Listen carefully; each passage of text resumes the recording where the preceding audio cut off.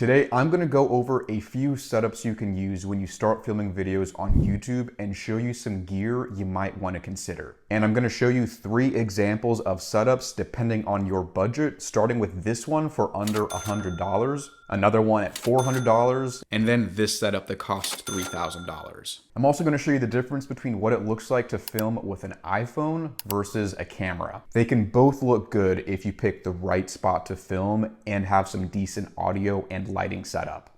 By the way, welcome back to the channel. Welcome if you're new. My name is Jacob.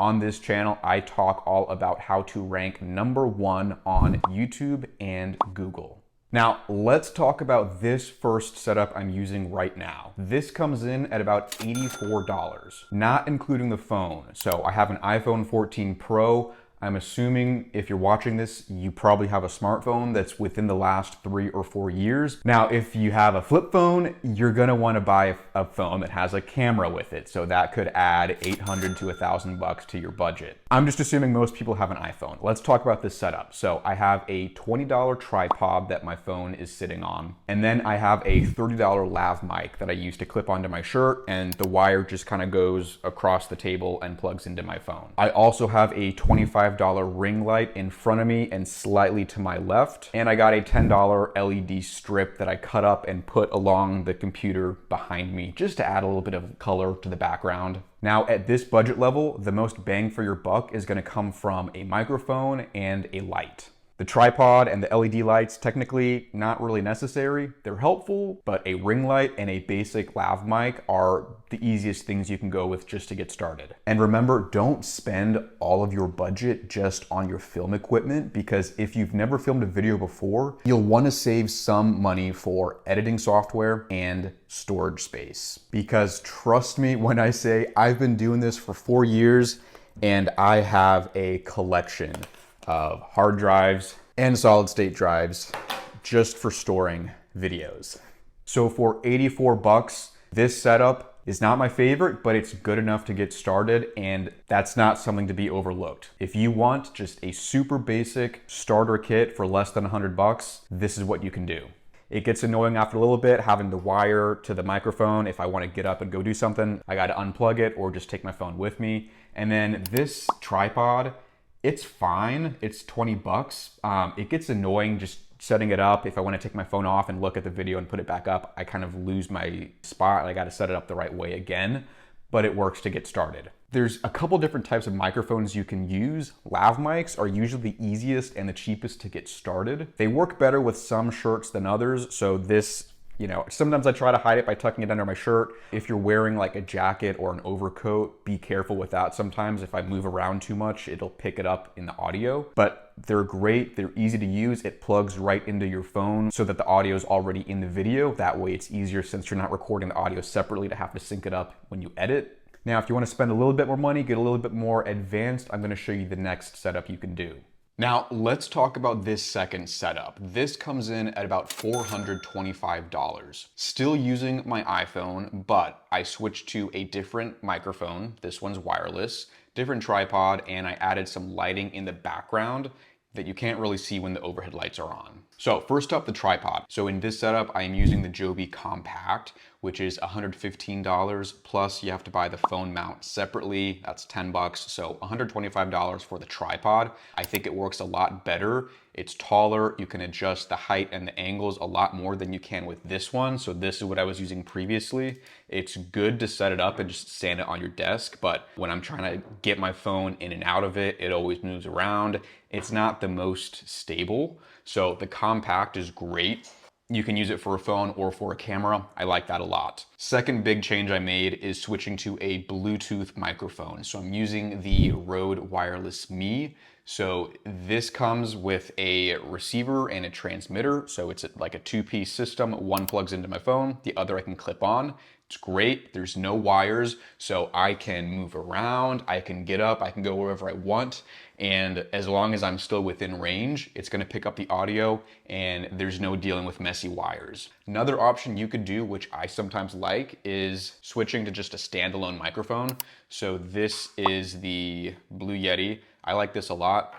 Very easy to use, plugs into my computer. That's one thing to know. If you're going to use a standalone mic, you're going to have to record the audio separately from the video. So it just adds a separate step in the editing process when you have to sync them up. But that's a great option too. Sometimes just personally, I like the look of having a microphone sitting in front of me and not having something clipped onto my shirt. And this guy's about the same cost as the wireless Me. This is 140. The wireless Me is 150, so about the same thing, whichever one you prefer. So I upgraded the tripod, upgraded the microphone.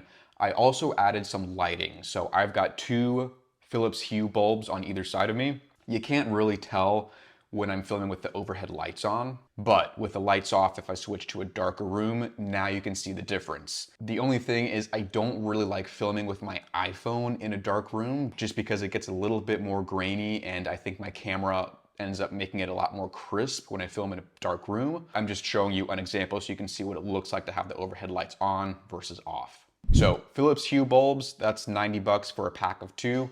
And then I've got two of these basic light stands off Amazon.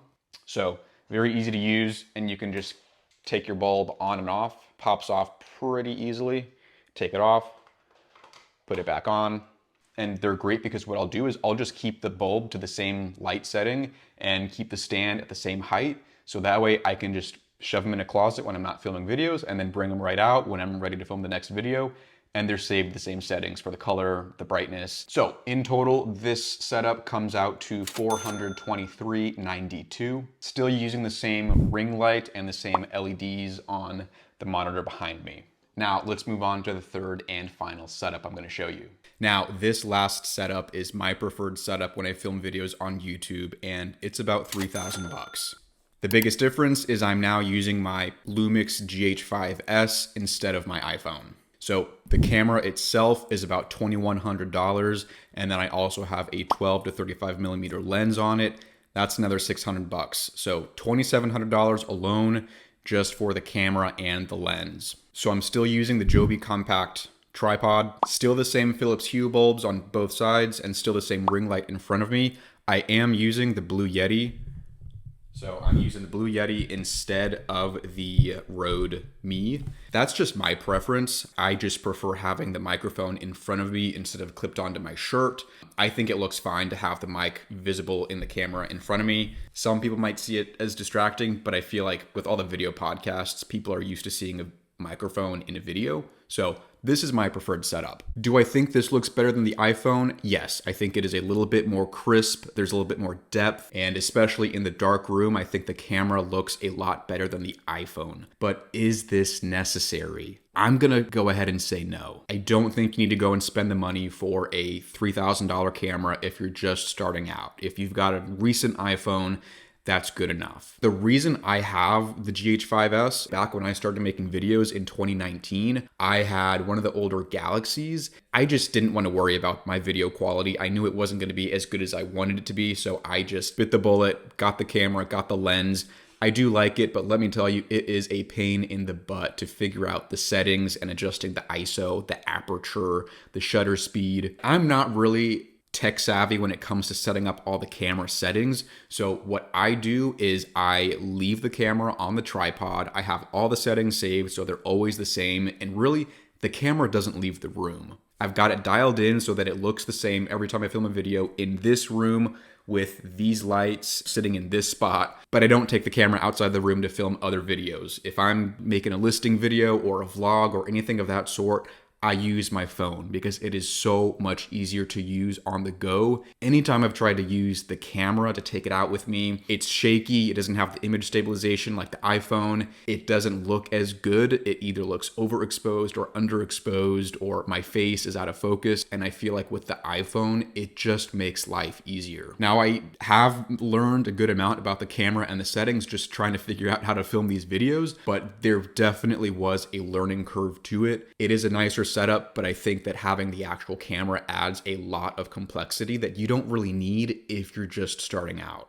So do what you want. I'm not going to tell you it's absolutely necessary to use a camera when you film, but I do have one recommendation. If you're going to use a camera and you're trying to learn the settings and how to set it up to film YouTube videos, I bought a course from contentcreator.com. It's the 14-day filmmaker. This is not sponsored. I have no relationship to them whatsoever, but I think their course, it's like $48, was probably the most bang I got for my buck buying a course. It teaches you everything about setting up your camera and the settings and different options you have for filming, editing, getting good lighting, getting good audio. So I definitely recommend that because that was something that helped me just learn all the camera settings so I can kind of optimize it for the best YouTube videos. Totally up to you. Again, I have no relationship to them. I just think they have a really good course for helping people learn how to make YouTube videos. So that's pretty much an overview of 3 different setups I've used, going from less than $100 to $425 to this one at $3,000. Now, like I said in the beginning of the video, you don't want to spend all of your money on the equipment itself because once you film the videos,